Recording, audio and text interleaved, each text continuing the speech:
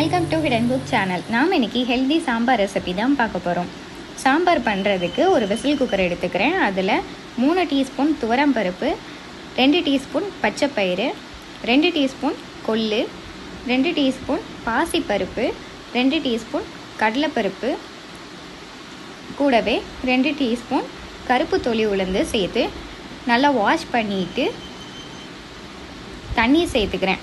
1 cup தண்ணி சேர்த்துட்டு இது கூட 2 பூண்டு, 1 டீஸ்பூன் மஞ்சள் தூள் சேர்த்து குக்கரை மூடி விசில் போட்டுக்கலாம். 4 விசில் வந்ததுக்கப்புறம் ஸ்டவ்வை ஆஃப் பண்ணிடுவேன். இப்போது 4 விசில் அடிச்சிருச்சு, ப்ரெஷரும் ரிலீஸ் ஆகிடுச்சு. குக்கரை ஓப்பன் பண்ணி பார்க்கலாம்.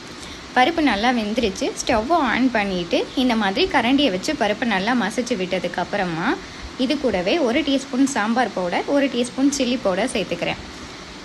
அடுத்து 3 தக்காளி கட் பண்ணி சேர்த்துக்கிறேன். அடுத்து கட் பண்ணி வச்சுருந்த காய்கறிகள் எல்லாம் இது கூடவே சேர்த்துக்கலாம்.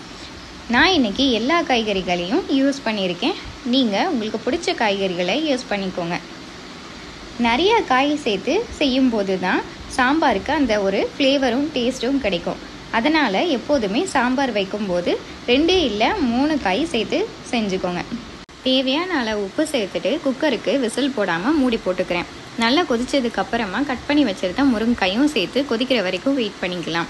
நல்லா கொதிச்சதுக்கப்புறமா தாளிச்சிக்கலாம். ஒரு பேன் வச்சுட்டு ஹீட் ஆனதுக்கப்புறம் 4 டீஸ்பூன் எண்ணெய், 2 காஞ்ச மிளகா, 1 டீஸ்பூன் கடுகு, கூடவே 10 சின்ன வெங்காயம் கட் பண்ணி சேர்த்துக்கிறேன்.